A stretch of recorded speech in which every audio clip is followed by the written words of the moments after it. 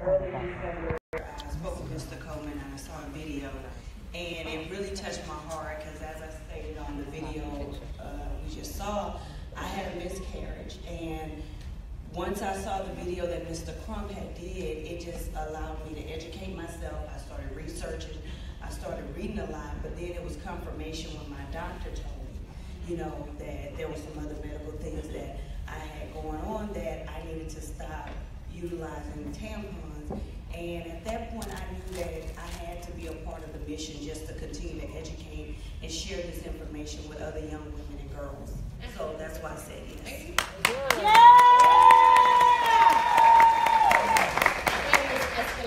I know, right? You did put that in there. But one of the reasons why I joined is because I have a special needs daughter, and she's 8 years old. So for me, I did a lot of research on chemicals. So with that, I started detoxing her and all this kind of stuff, and then detoxing my home. But then what happened was I started thinking about when it's that time of the month for her, when that time is going to come. And we know it's coming, right? And I know I'm going to have to be the person to assist her with that. So I thought about, well, what's going to happen with that? Because the sanitary napkins that we use today are full of chemicals that's not good for us. So I started praying and thanking God for results and thanking Him that I was going to be able to find something. And then I found something. I found church.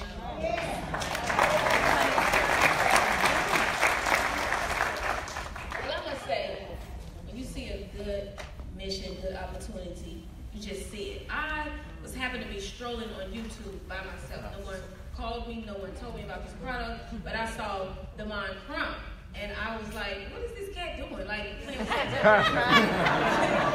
when he started talking, it hit home. It hit home because my daughter suffered from the age of 9 to the age of 25 until she put on the Cherish. Wow. And so my thing is, my daughter, your daughters, your sisters, your mothers, to know that these young girls will never have to put on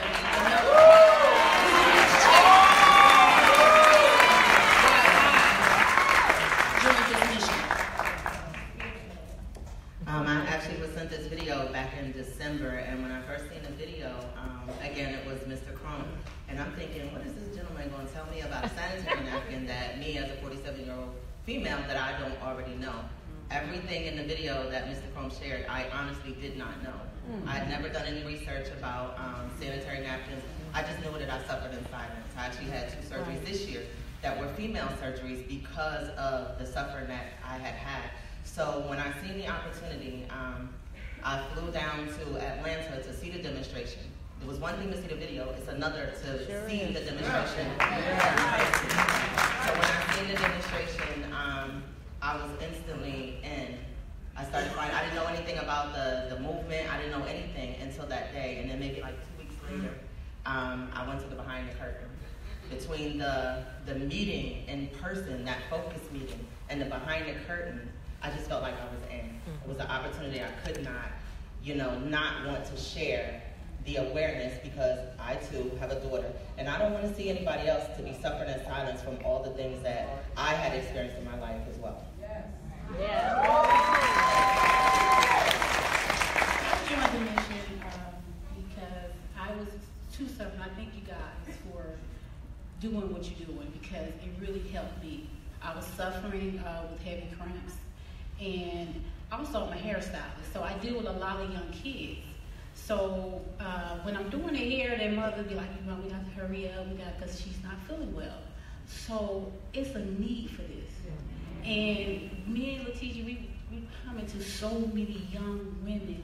I mean, they're at the age of 10, 12, 13, and they coming to us and they're telling us that they're hurting, they're cramping really bad, and they're bleeding. They're young. I can imagine my 10-year-old coming home, in the school having that issue.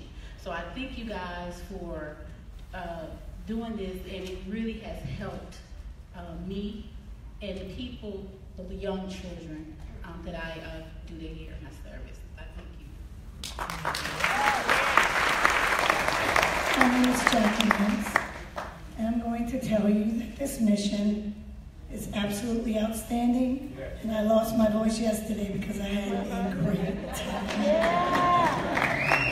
I want to let you know that the Now We Know campaign is what I lead with. I do. But what I've done is I've created a platform amongst that campaign with women. And I am enjoying every step of the way. It's called Women on Fire, Ready to Inspire. So ladies, are you ready to inspire? See, this is our takeover piece, okay? Because you and I both know we can relate to those issues that's going on down there. And sometimes I just need to sit and talk to the ladies. And I need to share. And they're sharing. And we're breaking the silence. And now we know. And I am so grateful to our founders. I pray for you every night. Every night. You guys, they're on a battlefield like no other. Yes, they are. And we know as minorities that battlefield is rough anyway. Hello? So I'll let you know, when I look at the Inspire sign, I see a mission. I'm on a mission for my people. And I look at driven and, oh yeah, I'm driven. And then I look at people, I look at us, how beautiful we are. Any of you in the audience, ladies, can be up here with us. It is possible. So I'm here to say, yes, it's possible. I love Nspire. It's in my fiber, and I'm in to win.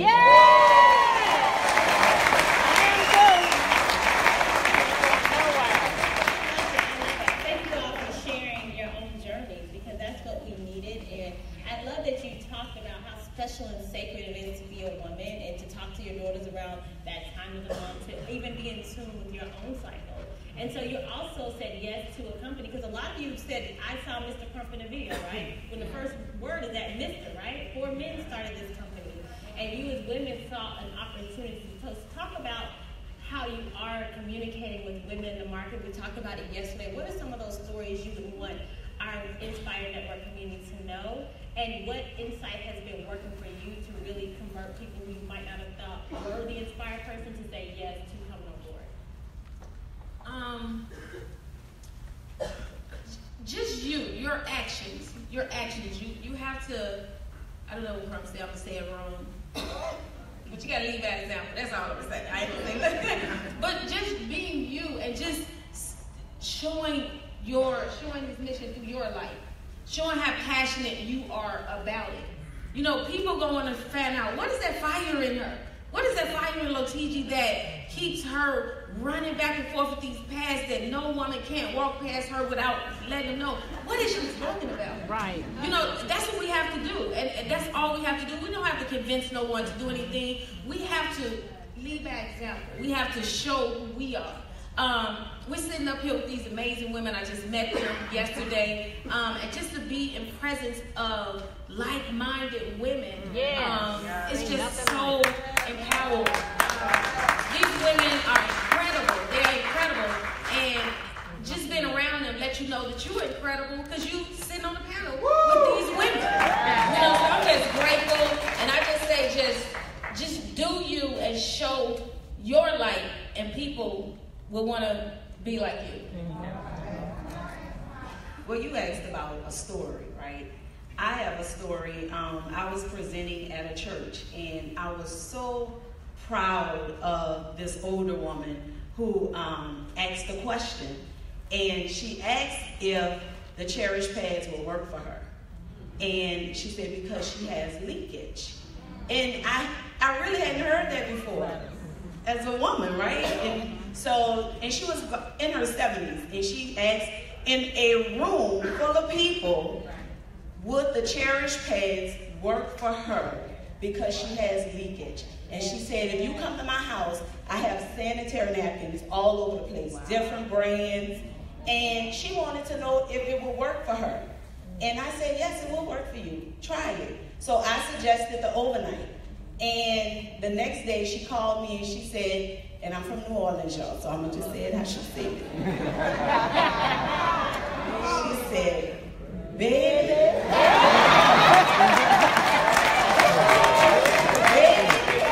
girl, that pads work. And I said, I was so excited for her, but I was so proud of her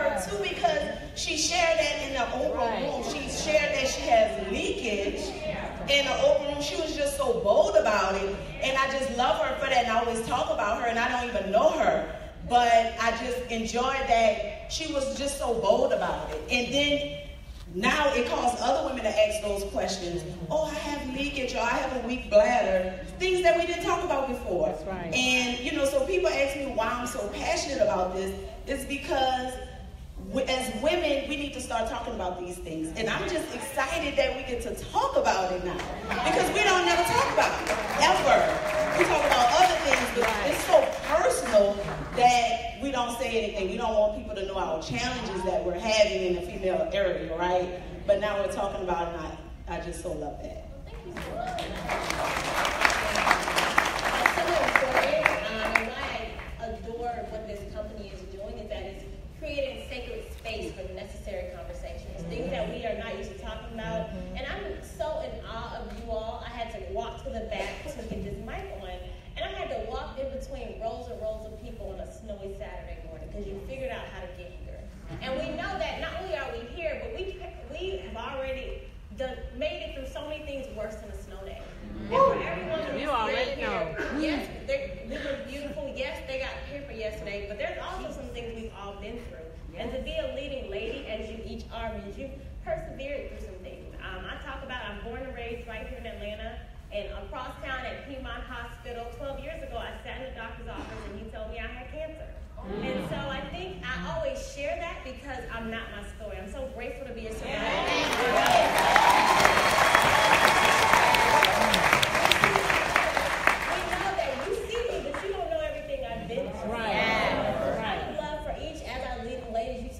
Lotiji, leading by example. Talk about a moment in your life where you had to get yourself over and through that got you to be on this stage today. Amen.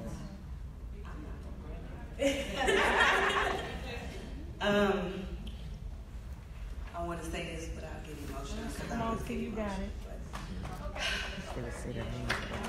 Come on, sis, you got it. Come on. When I said yes to Nspire a year ago this month, I've been rocking and rolling for over a year, for right at a year with Nspire, and I was so excited. I've been excited about the mission, and Mr. Coleman can attest to this. He was at my house the first week of August. I had a focus group, absolutely amazing event. The Lord blessed me, and I'm so sorry, I'm not trying to be religious, but I'm just keeping it real. Don't apologize. Don't apologize for God. My husband, Minister James Roberts, he's a part of this too. His name isn't on the, the boards, but he's a part of this. He pushes me. He's been my inspiration, my rock. We were blessed to build a beautiful home May 26th of 2017 this year, and exactly 90 days to the day of me being in that house, Harvey came and took it. But it didn't stop me, because this mission, these women, these young girls that have been so focused. I know that I am not a victim of Hurricane Harvey, but I am a survivor, and that's what motivated me and kept me pushing and pressing my way through it. These 4 men took a chance, and they have introduced us to a product that is going to help so many young girls and so many women. And I could have gave up in August, and I did get depressed. I'm not lying, I did get depressed. I was like, Lord, what are we going to do? How are we going to get back in our house? I was out of my house for almost 2.5 months. But when I got back in and they came up with this customer acquisition, I said, this is what I've been waiting for. My psychologist, she said, get back into your business, because I hear the passion in your voice. And I see the passion in your eyes. And I will not stop preaching about the Now We Know movement. So I'm just so grateful to you guys for doing this for us.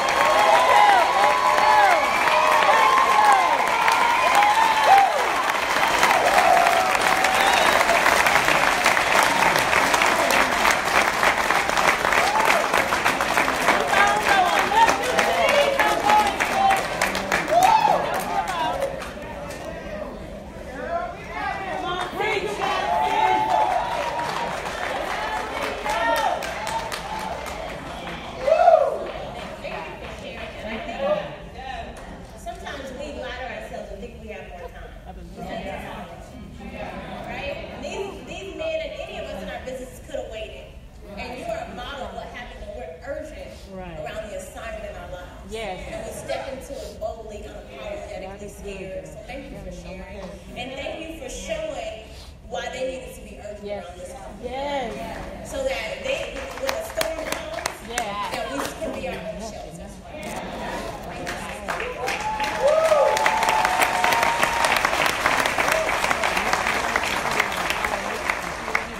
It's so funny, yesterday I was asking Mr. Coleman, I said, Mr. Coleman, how did you pick the leading ladies? How did this happen? And he was like, you guys were just putting in the work.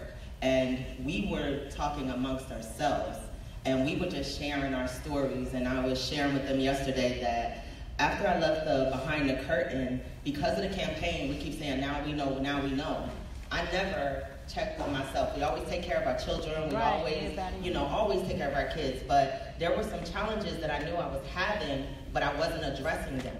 So after the behind the curtains, I said, well, I know I'm going to get wealthy in this company, but let's just make sure I'm healthy. Let me just go and check myself out. And I was sharing with the ladies, I said, I went to go get a mammogram, and I found out that I had a lump on my breast. And sometimes, we tend to take things for granted, and after I went to go get the lump check, they said, oh, we're going to just give you an ultrasound. I said, okay, I'll go get the ultrasound. It's no big deal. I've done that before. The day of the conference in March, I was on my way to the airport, and they called me and said, hey, you need to come in today. We see something we don't like. We want to give you a biopsy now. We want to go to the next stage. And I'm like, on my way to Atlanta, I got to go to the conference. And they said, no. We don't have time to play with this. This is something different, and it's in the opposite breast. So I started having a breakdown. I started having a breakdown because now I'm scared. I just went on a humbug because of the campaign. Because now I know so much more that I didn't know, that I was like, let me start addressing my issues. And the day that I went to go get a biopsy, I didn't tell anybody. I went to the conference, I missed the first flight, but I got myself together and I collected myself and came to conference. That was fine. I went home that Monday. I left early from conference that day, and I went home on Monday. I got the biopsy. I never told anybody. Mr. Coleman called me. Mr. Coleman called me, and I was having that breakdown. And he was like, you got to tell somebody, like, you got to go through this by yourself. And I said, I'm telling you, And he was like, who's taking you? I said, my daughter's here. She don't even know what I'm here for. She has no idea.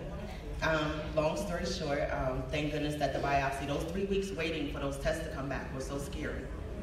And one thing that I love about Mr. Crump and Mr. Coleman is, Mr. Coleman, he said, can I pray for you? And he did. He prayed with me on the phone that day. Then, Mr. Crump and Coleman are always together. When I would talk to Mr. Crump, he would say, hey, how you doing? I was fussing because I was getting close to Megastar. And I was like, I'm trying to hit this Megastar. He's like, forget the Megastar. How you doing? How you doing? How are you feeling? And I love that because I said, they wasn't checking on my numbers. They were the only 2 people that I had shared that with. I didn't tell my family. I didn't tell anybody until it was over. But I absolutely love this company because of our leadership. And I share that with my team all the time. I said, Mr. Iverson does not know what that Monday morning motivational call does for me. I listen to everybody's story. I listen to Mr. Coleman. I listen to Mr. Crump. And I share with the team also about Mr. Medina. He moved from the Dominican Republic here. And I look at the sacrifices that everybody has made, and when they're traveling city to city every single day. After I went to go get the lump on my breast check and that came back okay, I was like, yes, I'm good. I go back to the doctor, they was like, oh, you gotta have surgery in 10 days for some female issues that you had. And I'm like, I just got through one thing, like, I'm still trying to hit that Megastar. I'm working. I wasn't telling the team, I wasn't telling anybody. I was just on an emotional roller coaster, but I was still working. And at the end of the day, I was working because Mr. Crump and Coleman were working, and Mr. Iverson was working, and Mr. Medina was working. And I feel like they do. They live what they train. So honestly, I love our company. I love our mission. And they keep you going. In spite of everything that I've been through this year, I've had 2 surgeries and now I work on disability for 5 years. And I'm honored to sit here amongst the ladies, and be able to share because I just never gave up on the mission.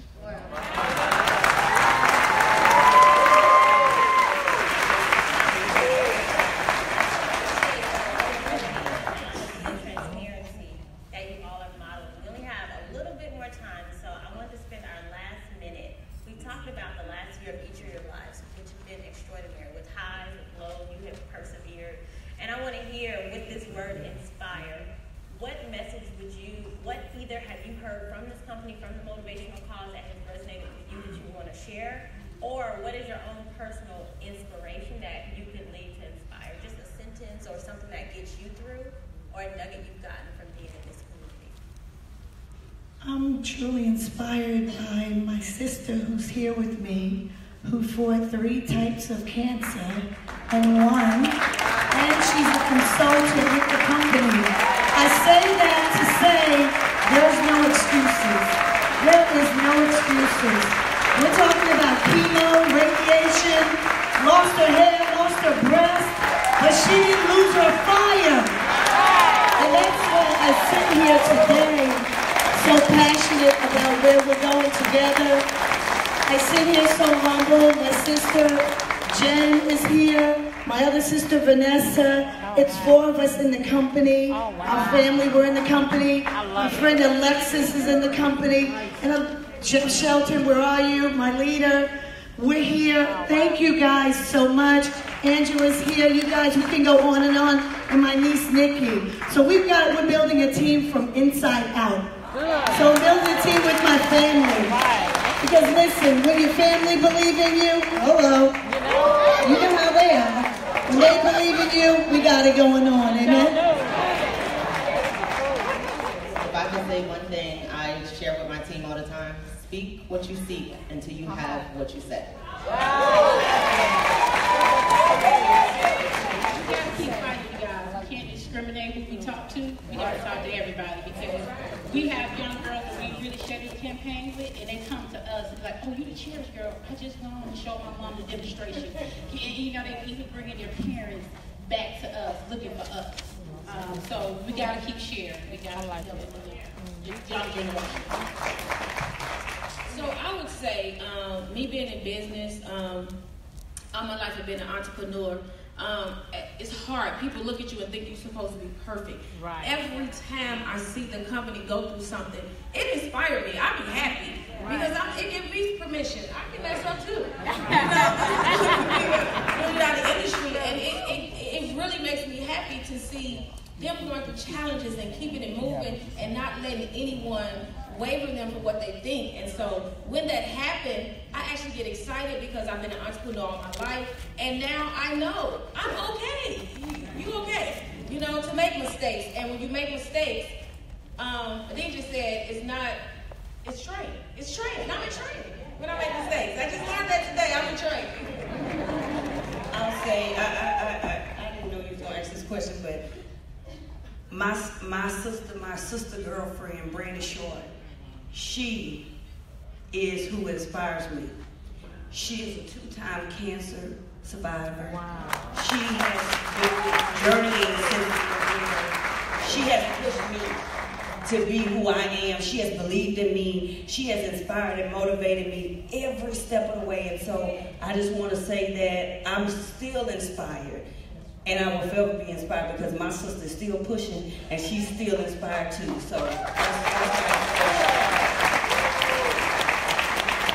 but I'll say it again, who inspires me is my children, my 2 daughters, my 8-year-old and my 23-year-old. That's who inspires me. But also too, like Lotiji said, I'm also a hairstylist as well. And the women that sit in my chair every day, well, I'm gonna say it 3 times a week.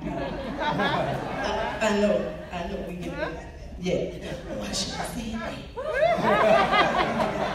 Anyway, but the women that sit in my chair inspires me because I hear so many stories and so many challenges that women are having. And when I saw this, I was like, this inspires me because now as women, we talk about 3 things. We always talk about health, we always talk about wealth, and we always talk about relationships. Yeah. So Nspire takes care of all 3 of those things. Yeah. So this is what inspires me.